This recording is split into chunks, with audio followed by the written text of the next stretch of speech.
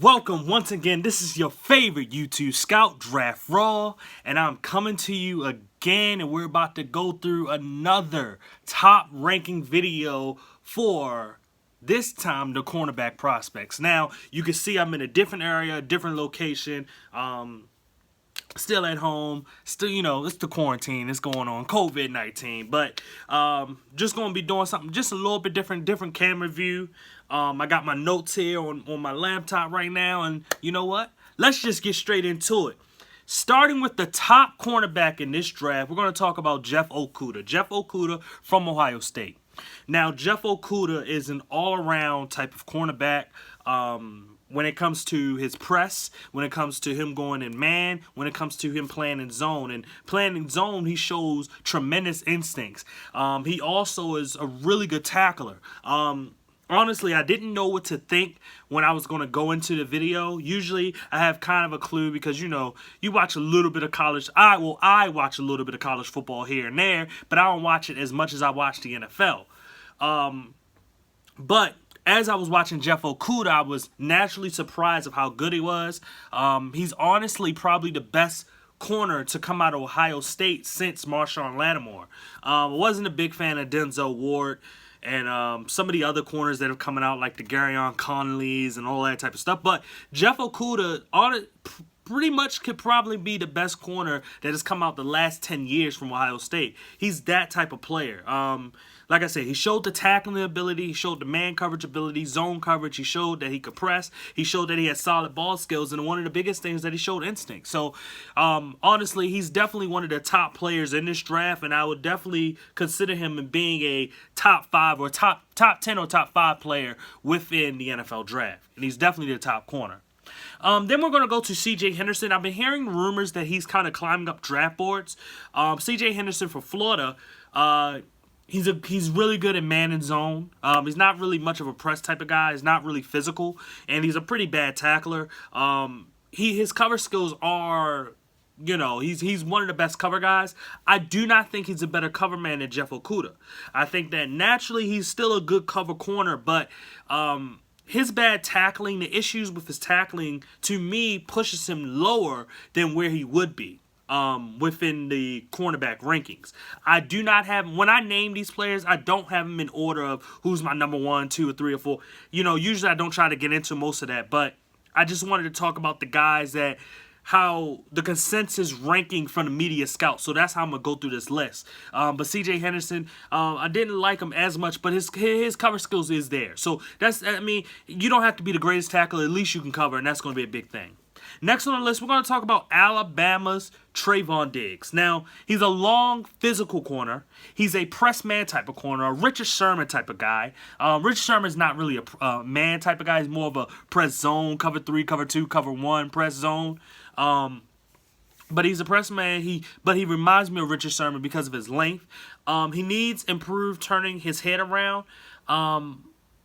But he is a guy that usually is a natural playmaker. Sometimes he is around the ball quite a bit.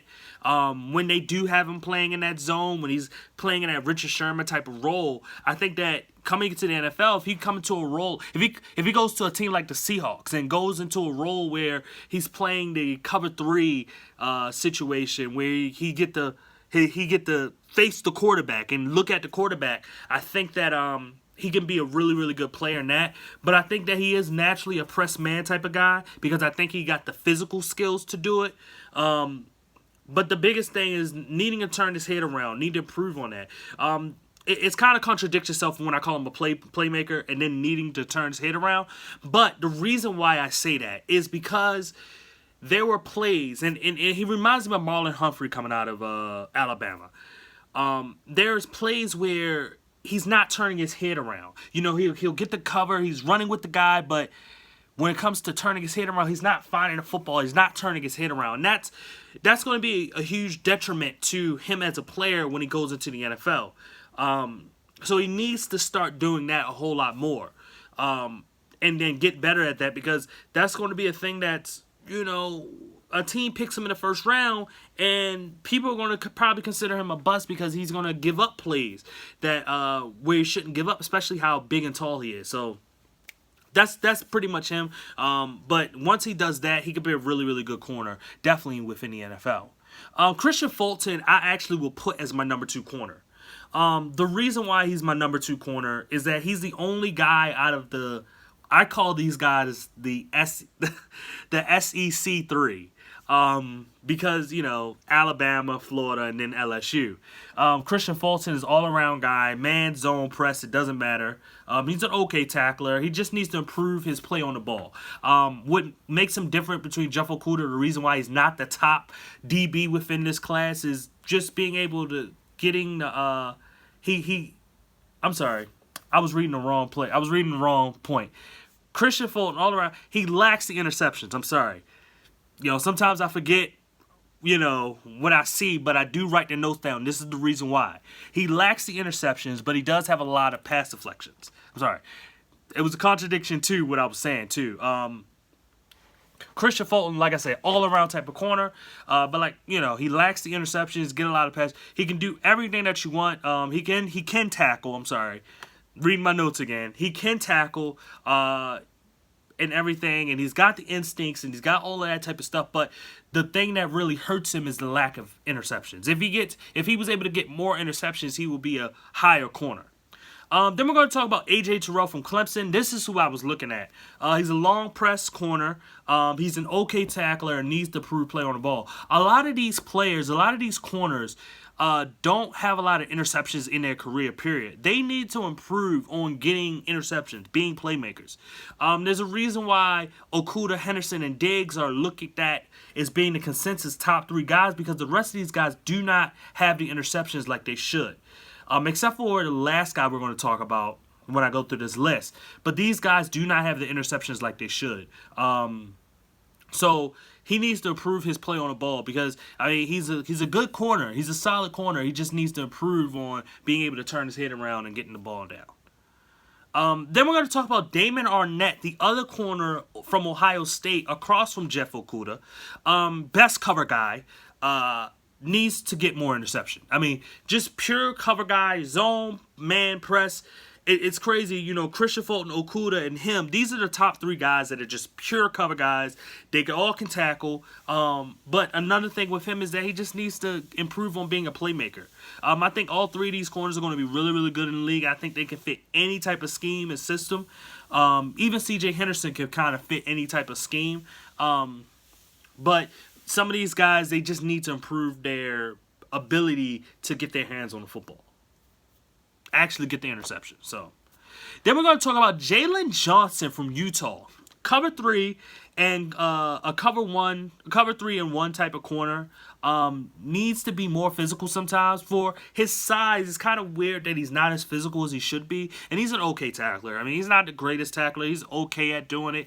There were plays where he was missing tackles, where he got he got dragged a little bit. But I think that overall, he's still a good, solid cover corner that I think a team will take him and be able to mold him into what they want him to be. He's definitely, to me, a system type of cornerback. I will compare him with a Trayvon Diggs in terms of he probably needs to be in a system like the Seahawks type of system, where they play that cover 3, cover 1 type of scheme. So, but I think that with him, he's a guy that can play in man-to-man coverage just like a Trayvon Diggs. So I don't think that he is just like he's kind of put in a box of just being one type of player. I think that he can spread himself out and be more than just what you would think he is because of his size and speed.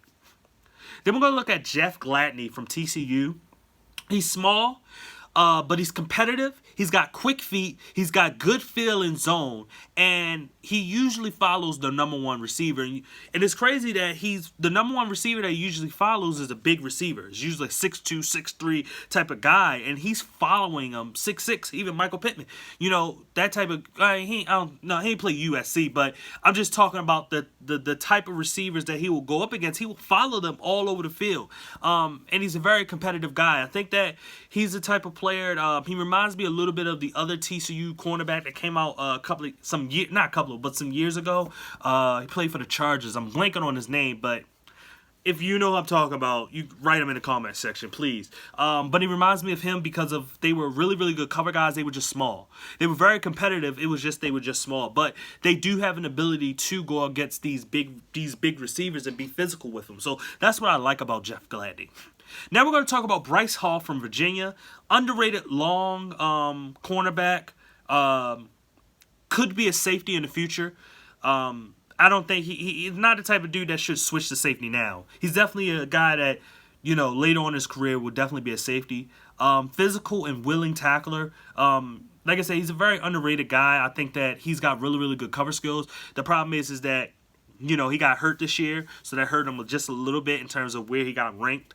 If he came out last year, he would have been like a first, second round type of corner. I think he could have snuck himself into the first because of his size and speed, and his tape would have showed that. But this year, the injury kind of hurt him and kind of brought him down. But I honestly think he's probably the most underrated corner in this draft when it comes to that size. And if somebody gets him within the second or third round, you could be getting a guy that could be better than, I think, most of the top corners besides Jeff Okudah and Christian Fulton.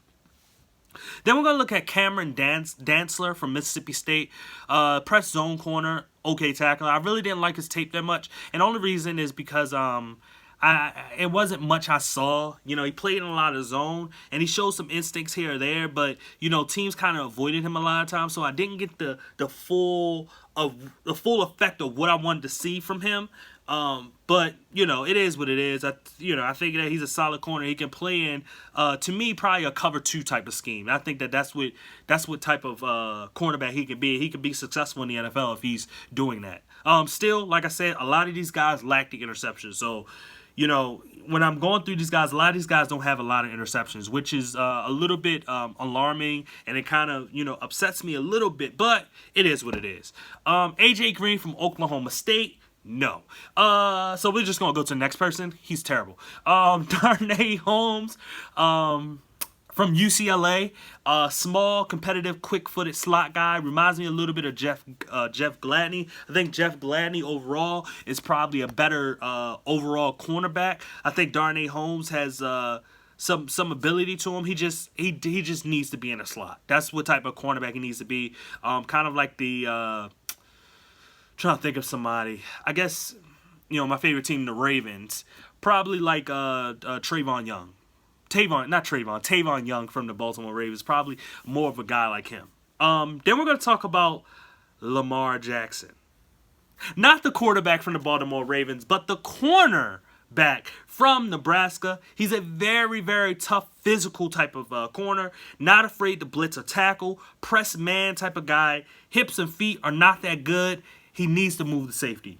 His aggressiveness, his physical style of play, him being a press guy and all of that, he needs to move to safety because he doesn't have the feet or hips to play the cornerback position. Still, another guy lacks the interceptions. Like I said, we're gonna go through this. But there's something there with him that I think that he could be a pretty good player within the NFL. I just think that he's definitely more of a safety than he is a corner. And then last but not least, we're going to talk about Amik Robertson from Louisiana Tech. I heard about this guy even before the draft, whatever you call it, the draft kind of started. The draft, when people really started to put in their scouting work. I heard about him from Louisiana. He's small, but he plays big. This guy, he's not afraid to get physical. His ball skills is absolutely tremendous, and he's just a natural playmaker. Probably can be a slot guy. To me, I think that even though his small size, I think that a team should try him out on the outside, and if he doesn't, and he's not as good as playing on the outside, I think that he needs to probably make the switch to being a slot type of receiver. A slot cornerback, a nickel corner, just because of just because he can get physical. He loves to get physical. But maybe a move to safety could be in his future. Maybe. And the only reason I say that is because I think that he plays with tremendous instincts, and that's the reason why he gets a lot of interceptions. and gets his hands on the ball a lot, which then you give him tape and he sits there and he gets to study. This guy can be like Kevin Byard, to be honest with you. I don't know if he's got the range for safety, but his ball skills and his not afraid to get physical is main key facts of why I think that he's going to be a really good defensive back within the NFL. So anyway, that was the last corner on my list. That's 15 guys that I just talked about. Hopefully, y'all come back and see more Draft Raw. I still got defensive ends, which I'm pretty much done most of them. I just got some guys that are going to be underrated I'm going to try to put in. I got left tackles, which I'm going through right now. I got quarterbacks, which pretty much all the top guys are done. I just got to look at some of the later round guys. But there's more content coming for this COVID-19 coronavirus quarantine situation that's going on. Once again, this is Draft Raw. Please comment, please like, please subscribe. Thank you.